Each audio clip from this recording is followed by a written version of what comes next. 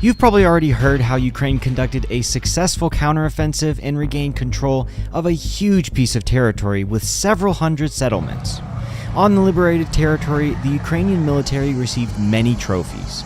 Many Russian tanks, self-propelled howitzers and artillery, many armed vehicles and ARC special equipment were found. In addition, the Russians left a lot of ammunition for various guns at their posts. Entire warehouses with boxes full of ammunition were found. Ukrainians even joked that Russia had become the largest supplier of military equipment to Ukraine. According to preliminary estimates, Ukraine received from Russia trophies worth about $700 million. That's more than 300 pieces of various military equipment and thousands of tons of ammunition. But why are the Russians abandoning their equipment and ammunition? What happened to the Russian army and why did they flee? But Russian tanks strewn and hardware across the place. It's a devastating morale hit for the Russians. The fact is that the Ukrainian army was very well prepared and was able to launch a very strong concentrated strike against Russian positions. The Ukrainian armed forces destroyed the entire Russian air defense in just a few hours and destroyed all communications and command posts. The Russian military was left without communications and control. The commanders did not know what was happening at the front. Then, the Ukrainian army launched massive strikes against the enemy's first line of defense, and they immediately began to flee. Panic broke out in the ranks of the Russian army.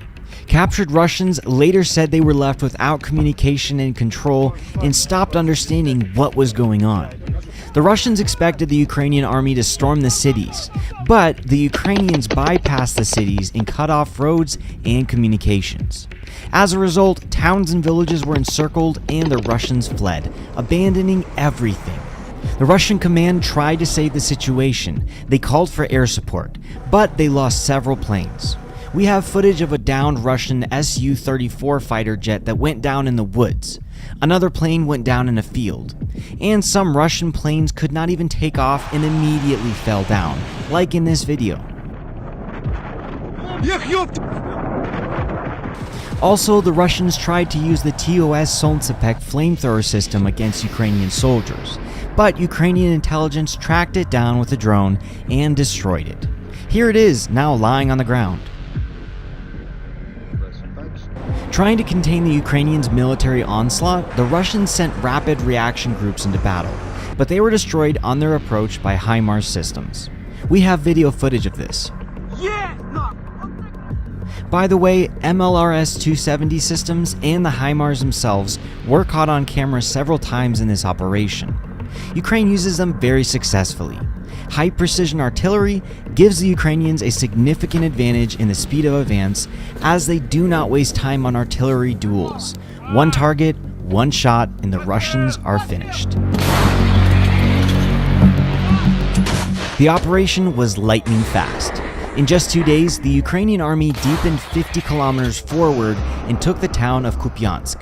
This was an important and strategic city for Russian logistics on this section of the front. The railroads used by the Russians to supply ammunition and reserves passed through here. And on day 5, almost the entire Kharkov region had already been liberated by the Ukrainian military. It took the Russians 120 days just to seize the territory, which the Ukrainian army had liberated in 5 days. The reputation of the Russian army was irreparably damaged, but the most interesting thing turned out to be ahead. You don't have to be a big military expert to understand that leaving military equipment to the enemy is inadmissible. After all this military equipment will now be directed against the Russian army.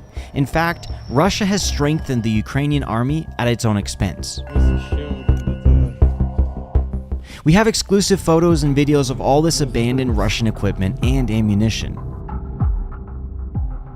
Now the Ukrainians will shoot Russian shells at the Russians.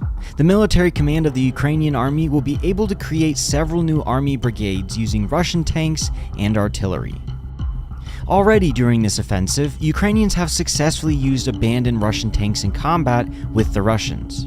In this video, we see a Ukrainian soldier painting over the Russian markings and drawing a Ukrainian cross.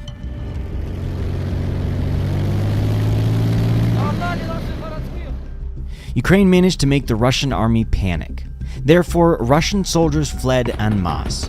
Running away, the Russians left behind heavy armored vehicles as they drive slowly. They fled mostly in trucks or light armored infantry vehicles, and many on foot. We see plenty of evidence of this. The Ukrainians destroyed the bridge over the Oskol River to prevent the Russians from escaping. Then they tried to cross the river, but they failed. They abandoned their transport and swam across the river. Obviously, the Russian military did not want to fight, and their morale was very low. In the command post left behind, the Ukrainians found a whole bunch of resignation reports written by Russian soldiers. All of this is confirmed by the captives.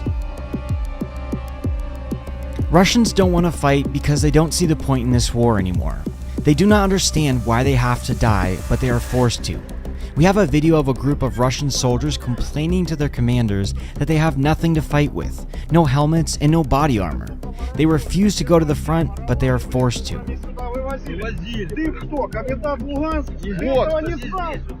One Ukrainian soldier said an interesting phrase: "The Russians are fighting for land. We are fighting for freedom." Note how differently the Ukrainian and Russian military look.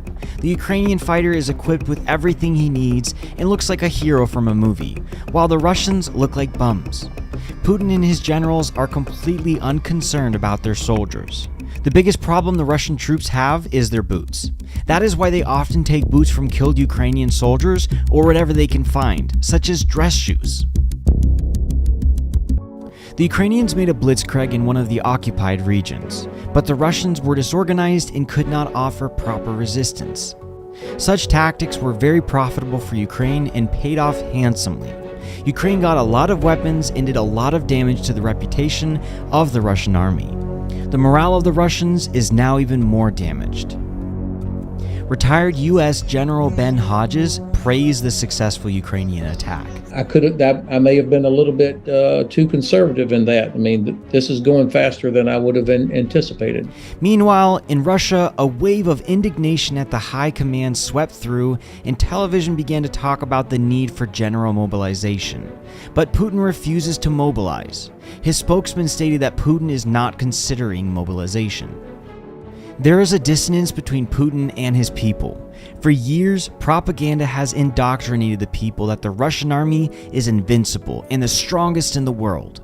And here they see how this army is not even able to cope with Ukraine, which they do not even consider a full-fledged country.